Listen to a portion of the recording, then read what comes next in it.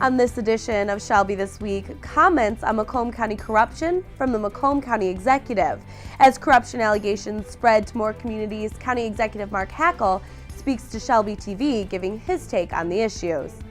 And Making Macomb Green will tell you how different organizations volunteered to plant trees and shrubs, all to help keep Macomb County environmentally friendly. And later on in our broadcast, Charlie Cadotto tells us about a vision for our township. Charlie? Township residents say the future of this community center is top on their list of priorities. But what else makes the list? That story is coming up. We've got all of this plus much more right now.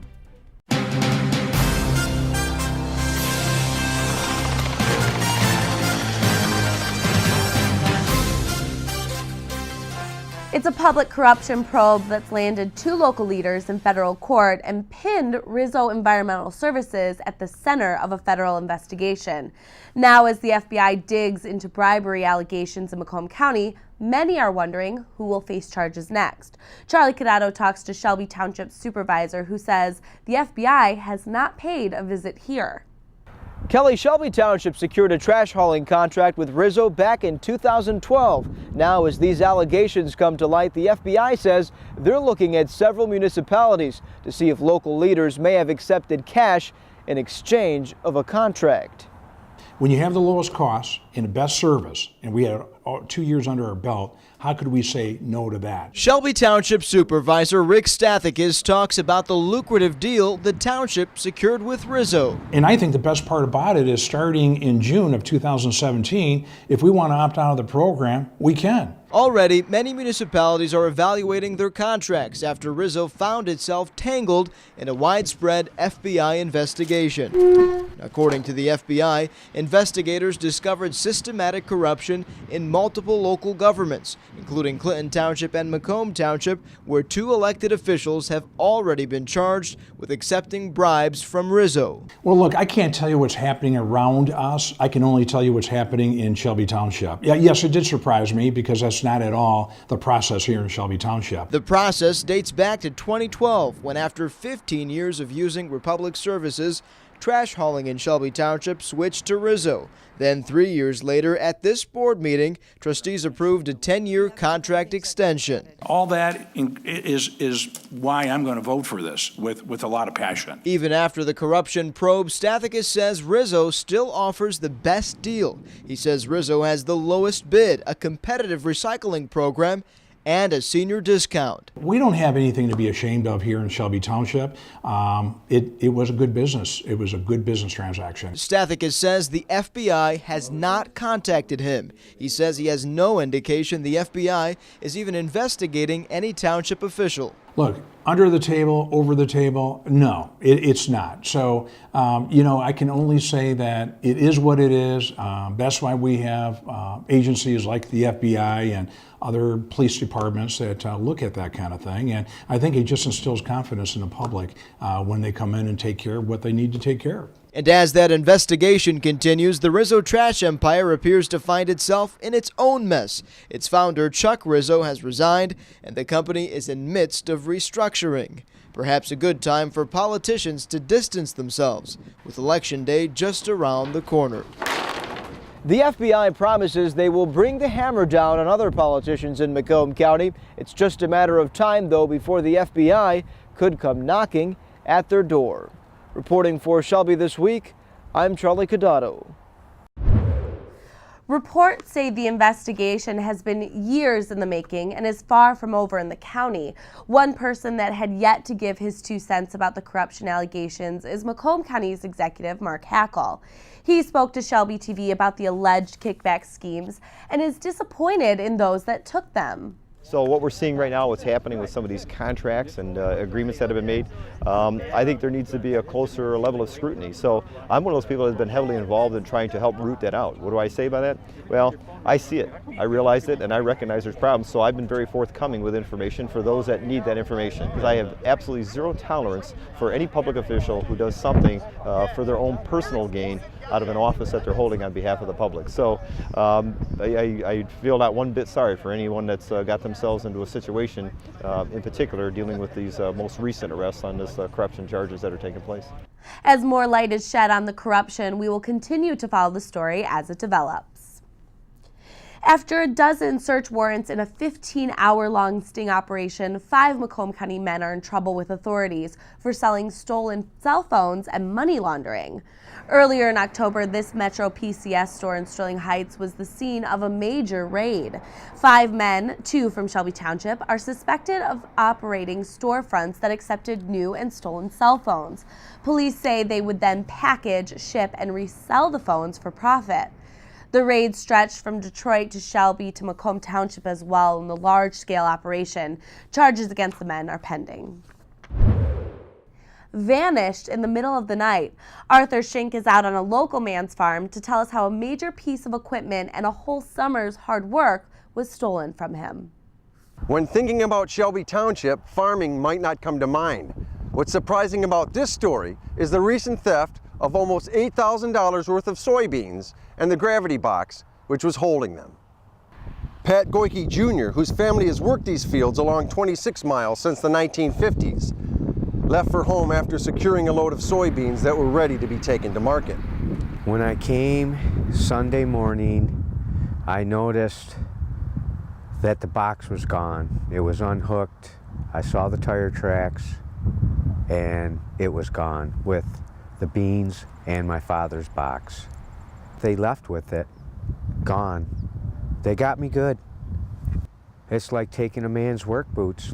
But moving a gravity box full of soybeans is a task in itself, let alone in the dead of night, which makes Pat think it might be someone with a farming background.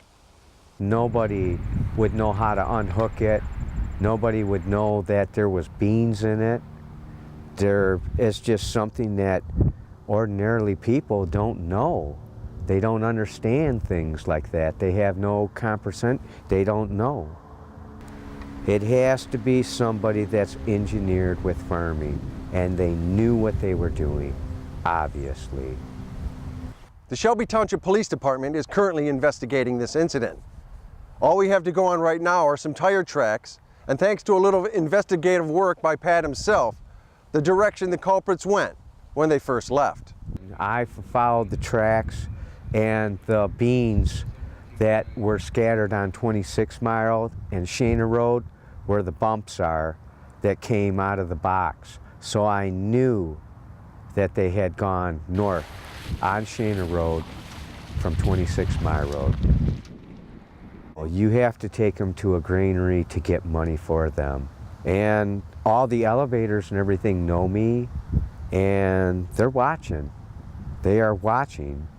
My love for the land and my heart is in the farming. This is what I do, and this is how I make my living. That's short and sweet. And I just hope to God that it does turn up and my father gets his box back. If you have any information that might help find the missing gravity box or its contents, you can contact the Shelby Township Police Department at 731-2121. Reporting for Shelby This Week, I'm Arthur Schenk. The new building on 26 Mile in Van Dyke is starting to look more and more like a Kroger, but now they need bodies to fill it. Kroger is recruiting 300 people for the new store, which will be considered a marketplace. Positions are open in several departments like apparel, baby, home, office supplies, and toys. There will also be a new online shopping experience, so employees are needed for that as well. You can go to the new Kroger Marketplace for an interview. Just head to our website at shelbytv.org for available times. The more developments that go into Macomb County, the more greenery is taken away. A new initiative is making sure we replace that green to help our environment. Volunteers from all over came out to plant trees and shrubs at Macomb Community College at the bus stops on East 12 Mile.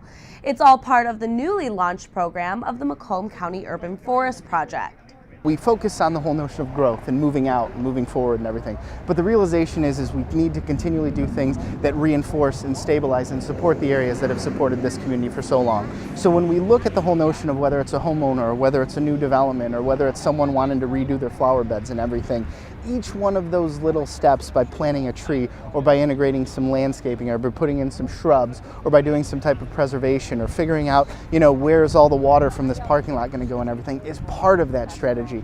This project is based on the belief that trees do more than improve the aesthetic of a community, but add to the quality of life. And county officials had plenty of help in planting from Six Rivers Land Conservancy, Relief Michigan, and volunteers from Fiat Chrysler Motor Citizens, who are more than happy to take a day off work to help. At FCA, we take great pride in reaching out and helping the community. We all like to get a certain amount of volunteer time in, and this just seemed like a great opportunity. A bunch of us are out here, and we're just trying to do our part. The world is getting so clustered with all this pollution, and the carbon cover on the planet is just increasing day by day. So we need to do something to reduce it, and we need to live here longer. And to do that, we need to make this a better place. The Urban Forest Project will continue to look at more properties to have the opportunity to plant more trees and vegetation in the near future. While the presidential election will be the biggest thing on your ballot on November 8th, there's a proposal that one state lawmaker is urging you to think more about. The Regional Transit Authority would add high-speed transportation to Macomb, Oakland, Wayne, and Washtenaw counties.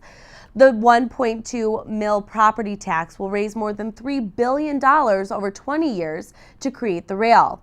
While this rail would connect the counties and create another form of transportation for everyone, State Representative Peter Lucido is urging residents to consider how much this proposal would affect their lives and their bank accounts. When I spend even $40, not 4.7 billion, I'm going to look at all the little details. The detail is it's not going to help certain people. The whole rhetoric from the people that are taking the position that this is positive, we're saying that it's going to help seniors and it's going to help disabled. Well, I got to tell you something. The closest hub they are talking about here in Macomb County is 15 in Gratiot. That's what they're talking about. I heard as much as 8 in Gratiot. So if I live at 32 or 34 Mile Road, which is the northern part of this county, I'm going to have to take a car, or I'm going to have to take a cab, or I'm going to have to take an Uber, or I'm going to have to take a Lyft. I'm going to have to get a ride to get to where the hub starts. Representative Lucido says this cost might not be worth what people think it is.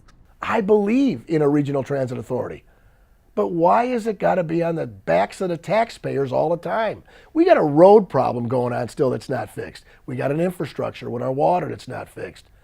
We're going to start another project and let these other projects what? Fail? He also mentioned the rail would take out one of our highway lanes in order to build this. The property tax would cost about $120 for homeowners annually, about $8 a month for the average home.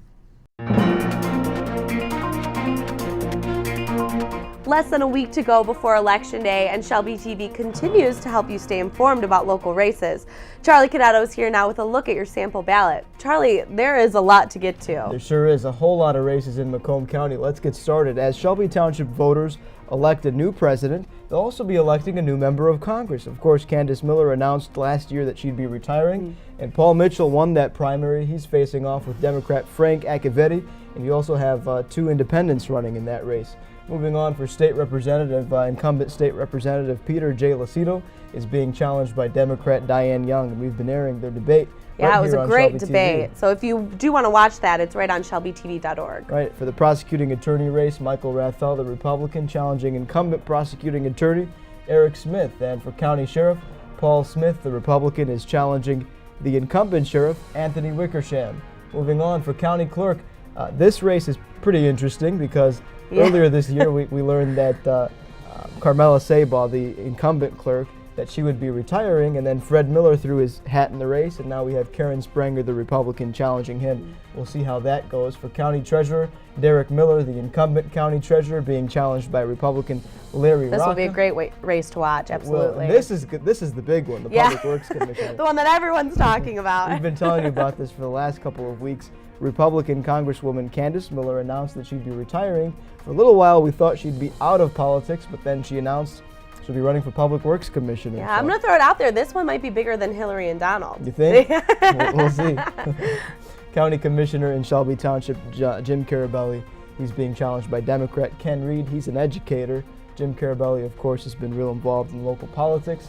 For supervisor, you know, you won't have anyone to vote for in this race. They've already went through the primary, but we want to mention them. Rick Stathakis, elected once again as Shelby Township supervisor. They'll still appear on your ballot. Clerk Stan Grote, treasurer Michael Flynn. These are your trustees. Now this is an interesting one too. This has changed. Yeah. This has changed. At first we thought it was a done deal until Judy Gazzardo, an independent candidate, threw her hat in the ring. We've got John Vermeulen, Vince Viviano, Lynn Wilhelm, Doug Wozniak, and now a nonpartisan candidate, Judy Gazzardo, running. So you got to pick four out of these 5 for township trustee. That's right. And then for circuit court, we've also been talking about this over the last couple weeks. You've got Terry Lynn Dennings, Rachel Rancilio, Michael Servito, and Armand Villardo. They made it through the first round. Now only 2 can make it after this. School board, another big one for Shelby Township. We've got 4 candidates. We told you about them last week on the Political Quarter. We've also have more about all of them on our website at shelbytv.org. And Kelly, you know where to find. This is the big one. We've just been talking about this just earlier, right? The RTA proposal is a major proposal on your November 8th ballot. This is a property tax increase for 20 years. Now, you mentioned in the last piece that it would cost the average homeowner about $8 a month. Yep, in the counties as a whole. That's right, but if we talk about Shelby Township home values, the average cost would be about $300 a year for the average homeowner in Shelby Township. So it's your choice. You vote yes or no. And you know, Representative Peter Lucido did say that's something you got to think about. You got to think about, will you get, you know, that immediate benefit before it actually happens? You're going to be paying on it, but it won't happen now for about 20 years. So we got to really weigh the pros and cons. We'll see what you think. Yeah. And then the fire operations millage in Shelby Township. That's just a renewal. It's for 20 years. It's the 3.75 millage rate. Again, yes or no on your November 8th ballot. That's it, Kelly. You know, tell your friends if they want to know more about Shelby, about all the Shelby Township races that you need to know about. Where do you go? Just to our website, shelbytv.org. Absolutely. And we've got all the Meet the Candidates still up. So if you want to watch right before you vote, that's where you got to go too. But still ahead on Shelby this week, taking a step back to Hitsville, USA. We'll bring you sights and sounds from Habitat for Humanity's Motown Review, all to raise money for a good cause. Nick? I am locked inside the Extreme Escape Room here in Shelby Township. Coming up, find out if my news team can help get me out. I want to eat apples and bananas. I need to eat apples and bananas. Why can't I eat? 1 in 5 children struggles with hunger in America. Support the Feeding America nationwide network of food banks to help provide meals to those in need. Join us at feedingamerica.org.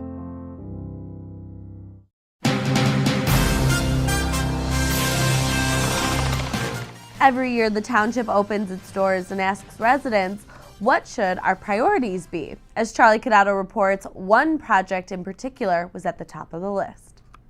For 2 years in a row, township residents say the future of this community center is at the top of their list of priorities. But what else makes the list? There's going to be development there. Selecting the vision of Shelby Township doesn't happen overnight. According to the township, it also isn't only decided by the board. They want residents' advice. The suggestions are so diverse. They need this kind of prioritizing meeting. According to the supervisor's office, this meeting helps the board form the township's top 10 priorities for next year. The board considers their own input, the input of department heads, and these select residents. 15 people made the meeting. I think all 15 people spoke. So I think that's meaningful. We had good ideas. We probably had more new ideas introduced today than I recall having in the past. The need for a new community center by far is at the top of these residents' list, but in a close second they say road improvement is also up there. The roadways need attention as much as many of these other projects. Some of these other projects have been named as priorities before. Joanne Allen is president of the Friends of the Shelby Township Library. She says talks to enhance the library started more than a decade ago. People spent a couple of years on this committee talking about building a new library, and at the end of it, the township board said, "Oh, we don't have any money to build a library." It was very frustrating to see all those people go through that. She hopes things will be different this year. You have to spend money to get some things. Joanne also wonders if the board listens to residents' suggestions. Organizers say just look at last year's list. There's already some progress. Well, we're doing a lot on the blight initiative. You've seen buildings that have been removed. You've seen other road improvements. So, I think, you're seeing progress. You see the fire station got built. So could 2017 be the year for a new community center? A lot of people are waiting. Reporting for Shelby This Week, I'm Charlie Cadotto. Puzzle solving and critical thinking, all while locked in a room with 60 minutes to get out. Escape rooms have become one of the trendiest activities for parties and work functions, and Nick Buckler took us all to the newest escape room that's just opened up in Shelby Township.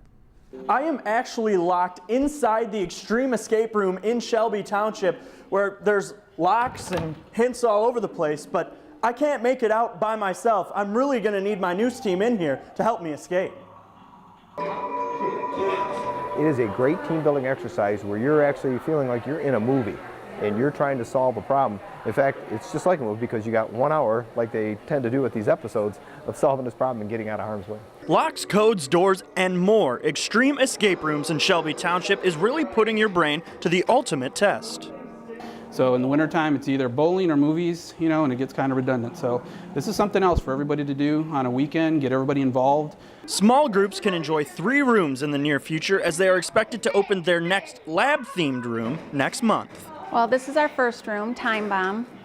Within 30 days, we plan on opening our second room, which is called Patient Zero, and it's in a lab setting where there is a virus going through, and there will be a zombie in there who has already gotten the virus, and you're trying to escape before he grabs you, and you end up getting the virus as well.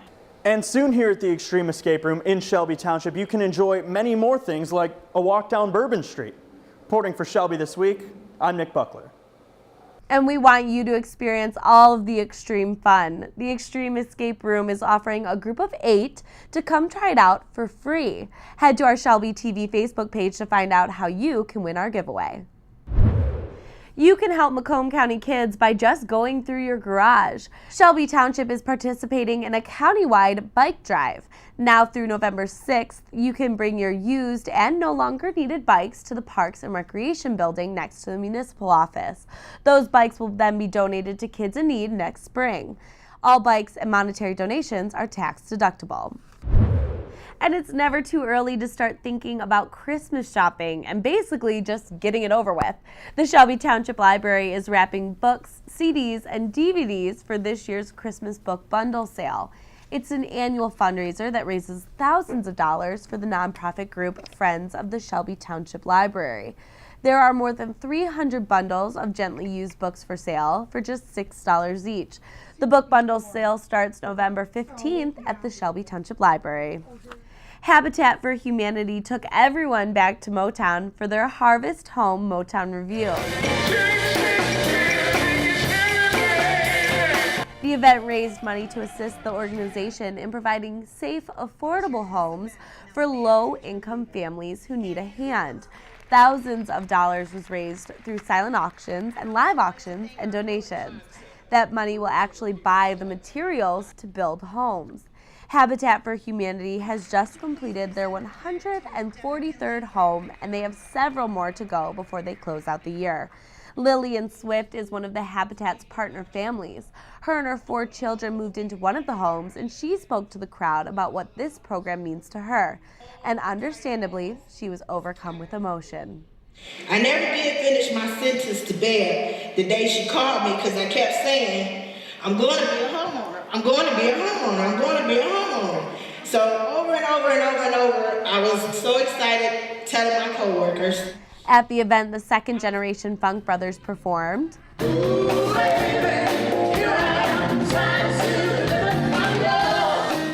And the Contours performed some of their greatest hits that built Hitsville, USA.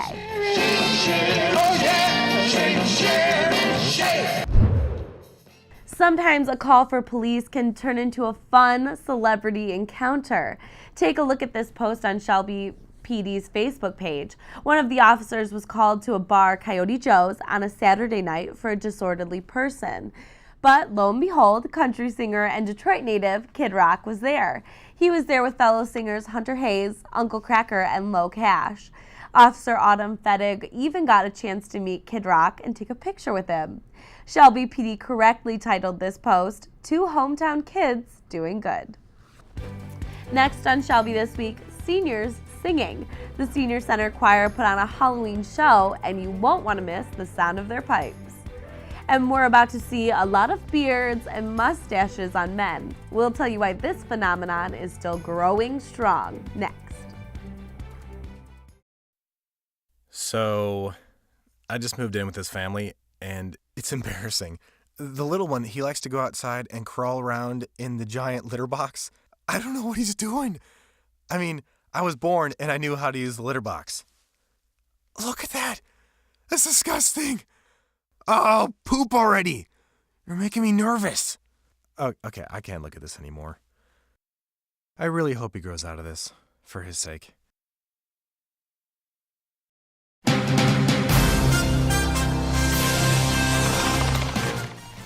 The Senior Center Choir celebrated Halloween in singing fashion.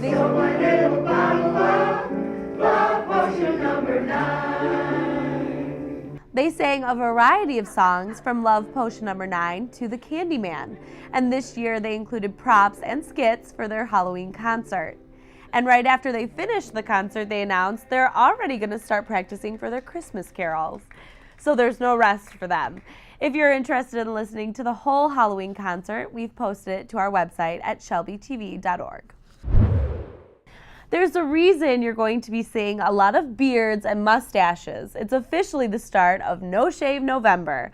The goal of the month is to grow awareness for prostate cancer. Typically, those who participate donate the money they usually spend on shaving and grooming to cancer prevention organizations. And the men of Shelby TV are getting in on the fun of No Shave November. This is how they look right now. They're going to start off with very little to no facial hair, and then we're going to see what their follicles can do. We'll update you as their beards progress or don't progress on shelbytv.org. And lastly, a reminder for you, don't forget about daylight saving time. Because it's ending, we fall back on Sunday, November 6th at 2 a.m. All the clocks turn backwards by 1 hour. So this means more light in the morning, and it's going to start getting darker earlier. But this also means that extra hour of sleep is coming, so that's good news. And that's it for us here at Shelby this week. You can watch us all the time on shelbytv.org. And for updates on everything you've heard about today, head to our Shelby TV Facebook page. But before we go, to celebrate Halloween here at Shelby TV, we've been scaring each other as a prank. And for your enjoyment, we recorded it. So here's our scare prank compilation. Thanks for watching.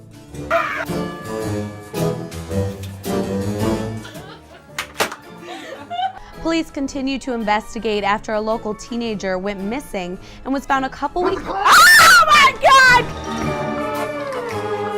Will you help me lift this?